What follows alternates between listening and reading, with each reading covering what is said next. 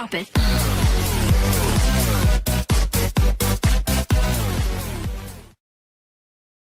Vamos con los enemigos del comercio. Si he entendido bien la tesis sería una defensa del comercio que fundamentaría sus virtudes en dos claves. La primera está asociado a la innovación tecnológica y al consumo, y la segunda, el comercio tendría un elemento, digamos, de tipo civilizatorio en un sentido positivo, de civilidad.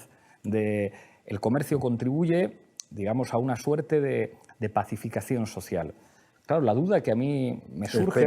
Espera, ambas cosas son ciertas, pero el libro no tiene tesis. Okay, Yo escribí el libro, como aclaro muy bien en cada prólogo de cada uno de los volúmenes, intentando saber algo, porque es que no sabía nada. Yo he detestado el comercio, sincera y honradamente. Con toda mi alma he detestado el comercio, hasta que empecé a darme cuenta de que había relaciones voluntarias e involuntarias. La primera involuntaria es haber nacido donde has nacido, tener el padre y la madre que tienes. La segunda, pues es el municipio. La tercera, el país. La cuarta, la religión donde te toca. Todo eso es involuntario.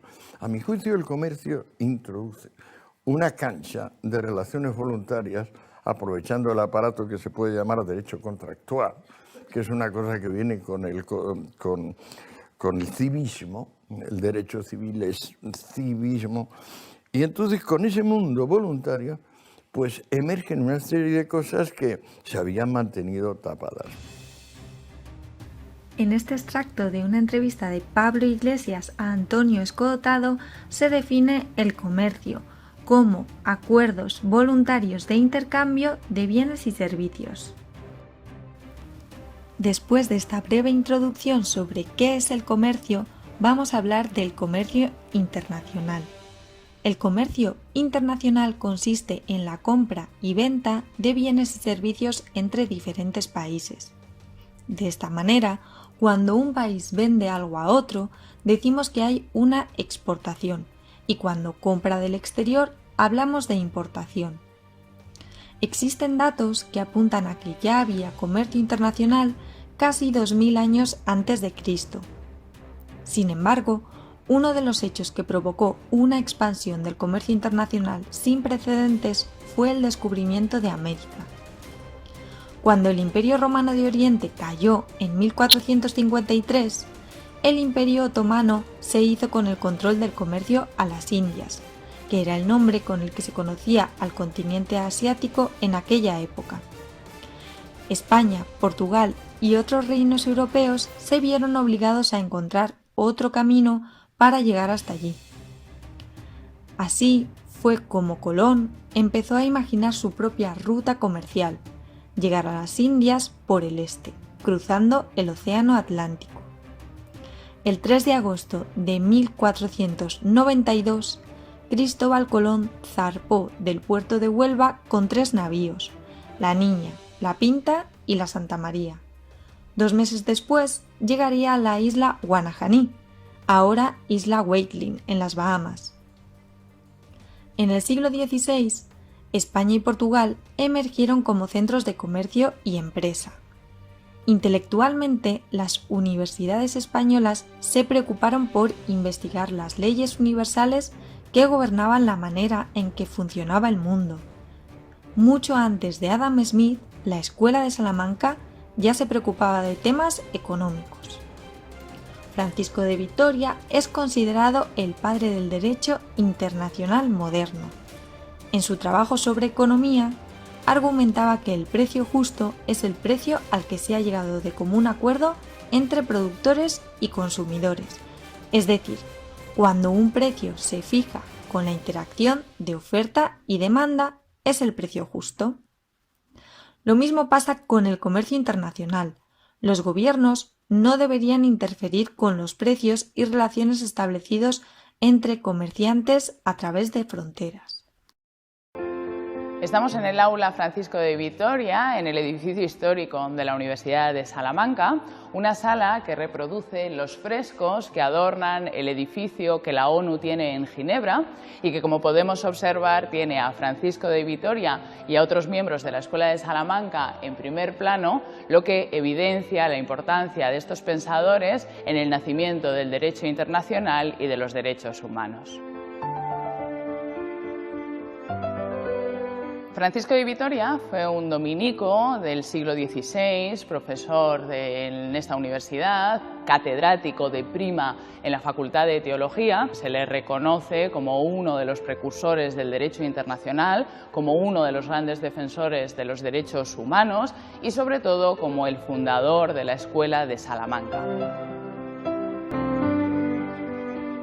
La Escuela de Salamanca fue un movimiento, un grupo de pensadores que desarrollaron un pensamiento filosófico, moral, pero también político, económico y jurídico a partir de las injusticias y barbaries que se estaban denunciando en la conquista en América por parte de los españoles. ¿Cuáles son las razones por las que existe el comercio internacional? La principal razón es que los países cuentan con recursos distintos. Esto hace que unos países sean capaces de producir unos productos mejor o más barato que otros, por lo que es lógico especializarse en producir esos y comprar el resto del exterior.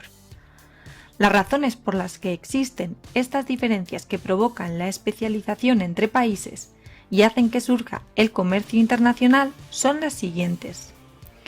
Las diferencias en el clima. Así, por ejemplo, Colombia tiene unas condiciones excepcionales para cultivar café y España para ofrecer turismo de sol y playa. Las diferencias en la dotación de factores productivos. No todos los países cuentan con los mismos factores productivos. Por ejemplo, Brasil tiene abundantes bosques que le permiten ser uno de los principales vendedores de madera. Algo parecido pasa con Arabia Saudí, que al tener unas grandes reservas de petróleo es el principal vendedor del mundo. Las diferencias en tecnología y en capital humano. Algunos países han desarrollado una mejor tecnología. Por ejemplo, Japón ha desarrollado métodos de producción que le permiten producir coches muy baratos y le permiten competir con los alemanes. Por otro lado, la cualificación de los trabajadores, es decir, el capital humano, también es muy importante. Es el caso de Estados Unidos, en el que hay una gran cualificación en el terreno de la informática. Hay más motivos que explican la existencia del comercio entre países. Por una parte, los diferentes gustos. A los consumidores nos gusta la variedad a la hora de elegir y gracias al comercio internacional tenemos muchas opciones a nuestro alcance. Por otro lado, la posibilidad de ampliar mercados y reducir costes, es decir, las economías de escala. El comercio internacional permite a las empresas aumentar mucho la producción. Por ejemplo, Coca-Cola vende en más de 200 países y Zara lo hace en 93. A continuación vamos a hablar de las divisas. El comercio internacional se realiza en divisas. ¿Qué es una divisa? Pues cualquier moneda que no sea la de nuestro país. Así como nuestra moneda es el euro, para nosotros las divisas son el dólar estadounidense, la libra esterlina inglesa o el yen japonés. El tipo de cambio es el precio de una moneda expresado en otra. Así, cuando leemos que el tipo de cambio del euro frente al dólar es de 1,17, significa que con un euro podemos adquirir 1,17 dólares. En relación al comercio internacional, hay quien está a favor y quien está en contra. A este debate se le conoce como la polémica libre cambio-proteccionismo. Los principales argumentos de cada parte son los siguientes. En cuanto a los argumentos a favor del libre comercio, nos dicen que el comercio provoca mayor eficiencia de los factores de producción, un incremento y fomento de la competencia, una mayor cantidad de bienes y servicios y el logro de economías de escala. Por otro lado, los argumentos a favor del proteccionismo nos dicen que así lo que se consigue es la protección de industrias estratégicas, como pueden ser la agricultura, la energía, la defensa. Se consigue también el fomento de la industrialización y la creación de empleo, el desarrollo de industrias emergentes y la recaudación de dinero a través de aranceles. Aunque casi todos los países favorecen de forma oficial el libre comercio y rechazan el proteccionismo, es difícil llevar la teoría a la práctica, incluso en los países más industrializados. Desde la Segunda Guerra Mundial, los países más desarrollados han unido sus esfuerzos para promover el libre comercio y eliminar las barreras proteccionistas. Cuando las economías se hallan en un periodo de expansión y pleno empleo, casi todo el mundo promueve el libre comercio. Sin embargo, al entrar en una etapa de recesión, casi todos los países aplican políticas proteccionistas, ya que aumentan las presiones de las organizaciones de trabajadores y de otros grupos de presión que se sienten perjudicados durante la recesión. De acuerdo con lo comentado anteriormente, la progresiva disminución de aranceles que siguió a la Segunda Guerra Mundial y las actividades internacionales de las grandes empresas estrecharon las relaciones económicas mundiales. Muchos países promovieron estructuras de colaboración que iban más allá de una simple cooperación. Estas fórmulas pretenden la formación, en etapas progresivas, de espacios económicos supranacionales con la consiguiente cesión de soberanía nacional por parte de los Estados miembros. Estas estructuras comprenden el proceso denominado integración económica. De menor a mayor grado, las estructuras de integración económica son el comercio preferencial, que supone una reducción de aranceles entre los países que deciden llegar a este acuerdo. El área de libre comercio está formada por un grupo de países que deciden eliminar las barreras al comercio entre ellos, pero manteniendo cada uno sus propios aranceles para el resto del mundo. La unión aduanera se produce cuando un área de libre comercio establece un arancel exterior común. El mercado común es una unión aduanera en la que, además de los productos, se permite la libre circulación de factores productivos, es decir, capitales y trabajadores, dentro de los países miembros. La Comunidad Económica Europea, antecedente de la Unión Europea, fue un ejemplo de mercado común. La Unión Económica se produce cuando los países que han formado un mercado común dan un paso más y deciden coordinar sus políticas económicas. La Unión Económica y Monetaria supone que también se ha unificado la política monetaria. Se produce aquí una mayor cesión de soberanía, ya que al dotarse de un sistema monetario único, cada país se somete a una autoridad y una disciplina monetaria. Esto sería la actual zona euro. En cuanto a la integración económica plena, implica una política económica común y la aparición de una autoridad supranacional que adoptará las decisiones de política fiscal y monetaria. Por último, vamos a hablar de la globalización. El término globalización hace referencia a la creciente integración, interdependencia y conexión general de todo el planeta. La globalización es mucho más que la mundialización de la economía. El proceso ha desbordado la vertiente económica, adquiriendo implicaciones sociales, culturales y políticas. A continuación vamos a ver un vídeo en el que Juan Ramón Rayo y Juan Carlos Monedero debaten sobre la globalización. Si hablamos de un gran reductor, de un gran motor de la reducción de la desigualdad, estamos hablando de la globalización.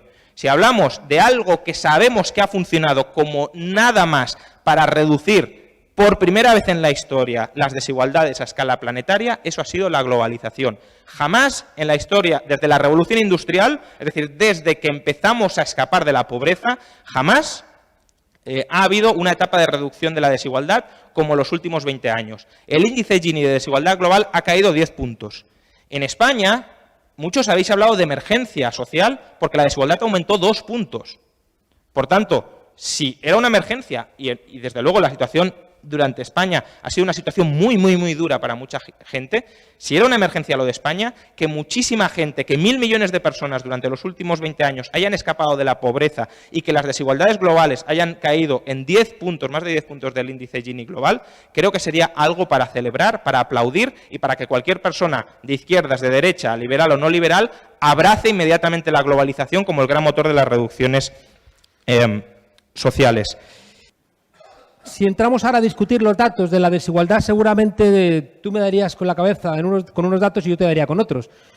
Al plantear trabajos como lo de Branko Milanovic o Piketty, encontramos que en sus estudios es al revés, ¿no? Es verdad que se ha sacado a gente, sobre todo por el esfuerzo brutal de China, de la pobreza, pero las desigualdades se han multiplicado, ¿no? Y que son elementos, como decía antes, que a mí me preocupan, porque sociedades muy desiguales son sociedades que de alguna manera están en guerra. Y cuidado, no nos damos cuenta de que uno de los elementos centrales de los últimos 40 años es que ese bienestar lo hemos conseguido explotando a la naturaleza, que no tiene precio. Es decir, ¿dónde están esos indicadores verdes que le pongan un precio a claveles que vienen de América Latina? ¿Cómo es posible que ese tipo de transacciones comerciales no estén incorporando el precio del deterioro medioambiental? Es una barbaridad, desde mi punto de vista, porque estamos difiriendo al futuro ese coste, igual que se ha diferido a las generaciones futuras en forma de deuda, e igual que se ha diferido a las sociedades del sur, donde generaciones tras generaciones han visto sus esperanzas de vida quebradas, mientras que nosotros veíamos prosperar la nuestra. En cuanto a la desigualdad, los datos que yo doy son de Milanovic, de hecho voy a citarlo. Si comparamos estos dos últimos puntos, vemos algo que puede ser históricamente importante. Quizá por primera vez desde la Revolución Industrial se haya producido una reducción de la desigualdad global. Entre el año 2002 y el 2008, el Gini ha caído en 1,4 puntos. Si vamos atrás desde los 90, 10 puntos. Por tanto, incluso Milanovic constata que ha habido por primera vez en los últimos 200 años una caída de la desigualdad. Creo que el problema no es tanto la desigualdad, sino que es la pobreza. Es decir, ¿por qué en Latinoamérica no puedes ir por la calle? No porque haya desigualdades, sino porque hay gente auténticamente pobre de toda pobreza. Y lo que hemos de conseguir es que esa gente se convierta en clases medias. Que luego hay gente que por la parte alta se vuelve mucho más rica sin empobrecer a las clases medias, fantástico, no tengo nada en contra de ello. Evidentemente, si hay una clase acaudalada parasitando a las clases medias, sí tengo algo que decir. Pero en la sociedad actual no necesariamente es así. Es decir, el dueño de Snapchat, que se ha convertido en uno de las personas más ricas del mundo antes de los 30, a mí no me ha robado nada. A mí ni siquiera me ha proporcionado un servicio porque no lo utilizo, pero a mucha otra gente les ha proporcionado un servicio que valoran mucho. Por tanto, ¿en qué sentido estamos diciendo que eso es un robo? No, eso es creación de riqueza para todos. Y ya termino. Externalidades negativas. Coincido contigo en que hay que internalizarlas y que si no se internalizan no estamos haciendo bien la coordinación social. Es decir, si yo te puedo generar daño y yo no pago por el daño que te genero o no te compenso, eso es un problema y es un problema serio también en el medio ambiente.